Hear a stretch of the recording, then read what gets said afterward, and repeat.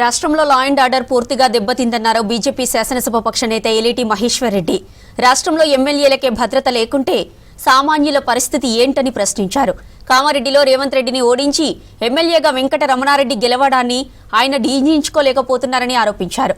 కామారెడ్డి, బాన్సువాడ, నాగర్ కర్నూల్లో జరిగిన దాడులకు సీఎం రేవంత్ రెడ్డి బాధ్యత వహించాలని డిమాండ్ చేశారు ఎలిటి.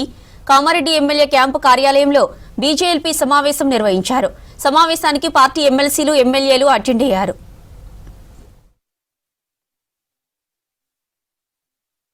మొన్న జరిగినటువంటి కామారెడ్డిలో జరిగినటువంటి ఘటన ఈ రోజు ఒక శాసన సభ్యునికే సెక్యూరిటీ అంశం లోపల ఈ రకమైనటువంటి పరిస్థితి ఉంటే సామాన్యుల పరిస్థితి ఏ రకంగా ఉంటుందో ఒకసారి ఆలోచన చేయాలి. ఈరోజు వెంకటరమణారెడ్డి గారి మీద కక్ష సాధింపుతో మరి వారి మీద జరిగినటువంటి దాడి, కామారెడ్డిలో వారు రేవంత్ రెడ్డి గారిని ఓడించి ఎమ్మెల్యేగా గెలుపొందారు. మరి ఈ ప్రాంతంలో వారికి సెక్యూరిటీ ప్రొవైడ్ చేయకుండా కాంగ్రెస్ గుండాలు వారి మీద దాడి యత్నం చేసినటువంటి వ్యక్తుల మీద, కాన్స్పిరసీ ఉన్నటువంటి వ్యక్తుల మీద కేసులు పెట్టకుండా మరి 5 భారతీయ జనతా పార్టీ నాయకుల్ని, కార్యకర్తలను అరెస్ట్ చేసి రిమాండ్ చేసి మిగిలిన 3 మీద కేసులు చేసినటువంటి ఈ ప్రభుత్వం ఇది కక్ష సాధింపు కాదని అడుగుతా ఉన్నాం.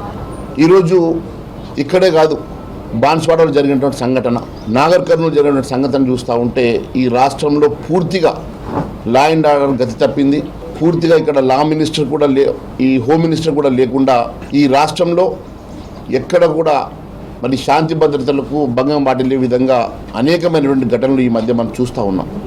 మరి ఇదన్నిటికీ కూడా రేవంత్ రెడ్డి గారు బాధ్యత వహించాలి.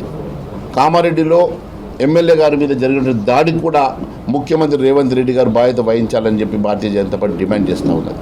క్షేత్రస్థాయిలో తెలంగాణలో భారతీయ జనతా పార్టీ బలోపేతం చెందుతున్న దానికి మొన్న జరిగినటువంటి సర్పంచ్ ఎన్నికలు కానివ్వండి, మరి మొన్న జరిగినటువంటి కౌన్సిల్ ఎన్నికల్లో కూడా, మున్సిపల్ కౌన్సిల్ ఎన్నికల్లో కూడా అనేక స్థానాలు గతంలో కన్నా అత్యధిక స్థానాలు గెలవడమే కాకుండా అనేక సీట్లలో నేరుగా కొంతమంది నాయకులు ఓడిపోయినప్పటికీ Bharatiya Janata party vote share కానివ్వండి, పర్ఫార్మెన్స్ కానివ్వండి మరి చాలా మెరుగుపడి ఖచ్చితంగా రేపు జరిగేటువంటి 2028 ఎన్నికల్లో, జనరల్ ఎన్నికల్లో భారతీయ జనతా పార్టీ తెలంగాణ రాష్ట్రంలో అధికార దిశగా పరిగెడుతూ ఉన్నది.